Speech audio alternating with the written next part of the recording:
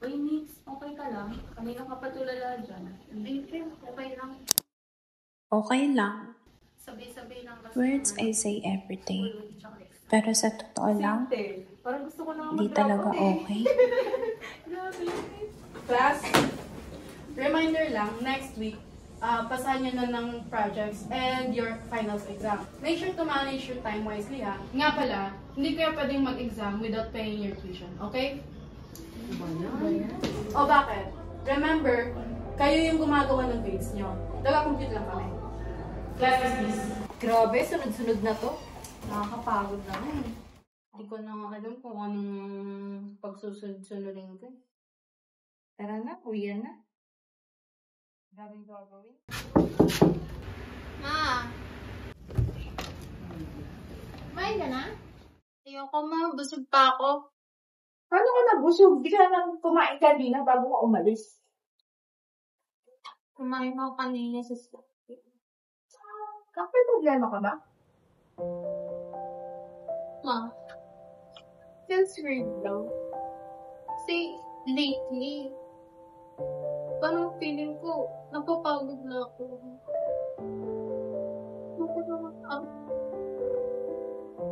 Normal yan mapagod ka. Normal maramdaman yan. Siyempre sa dami mo na ginagawa, nag-aaral ka. Tapos, siyempre, hindi natin maiwasan na may personal tayong problema. Pero kaya natin to, anak. One step at a time. Okay, andito ako. Andito yung mama mo. Thank you. Walang naman. Grabe ito, anak. Hi, Che.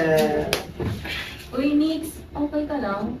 Tsaka pansin ko parang kapon ka patahimik ah. Okay lang, wala to. Sobrang stress lang lately. Parang wala na kasi ako sa right path. Eh, hindi mo kailangan sarilihin yan ah. Nandito lang kami. Oo nga, Che. Alam mo, if mo na kausap, nandito lang naman kami. Pag may problema ko.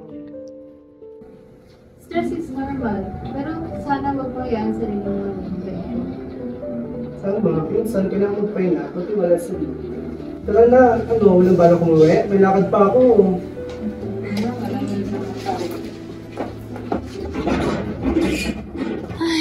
Sobrang gulo na ng isip ko.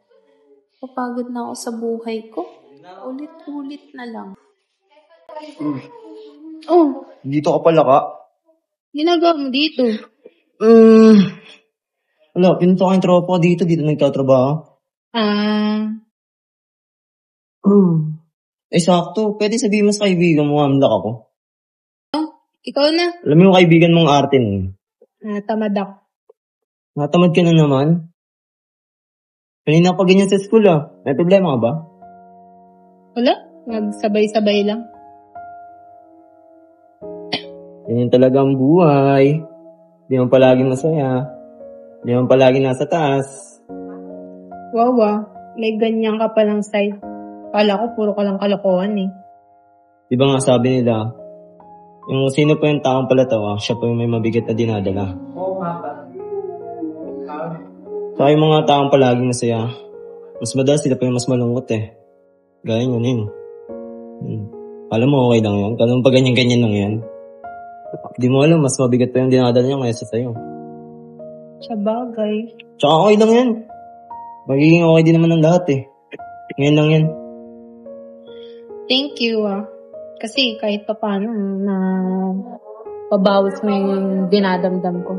Saka tama ka din. Hindi naman tayo lahat pare-pares ng pinagdadaanan. Yun. Ay, nag-check na sa akin. Ano na ako Ingat ka Ma? Nandito na po ako! Oh, anak, nandiyan ka na pala. Kumain ka na ba? Kumusta? Ay naman po. Thank you. Kasi lagi kang nandyan para sa akin. Ano ba anak, sabi ko naman sa'yo, dito ako palagi para sa'yo. Kailangan mo ng tulong, dito lang si mama. Thank you. Kasi ang dami kong na-realize ngayon. Kumain na tayo. Anak, kumuha mo na dito. Surprise! Ginagawa niya dito. Grabe, no? Minsan talaga, di mo rin maiisip na ganito pala yung mararamdaman mo. Yung tipong akala mo okay ka, pero deep inside, pagod ka na. Pero habang tumatagal, nare-realize ko, di mo palang sama mapagod. Di rin mali kung minsan gusto mo lang umiyak o huminto sandali. Kasi sa totoo lang, doon mo mararamdaman na tao ka. Ngayon, masasabi ko, maybe it's okay not to be okay as long as you keep trying. Kasi balang araw, maintindihan mo rin kung bakit kailangan mong pagdaanan lahat to.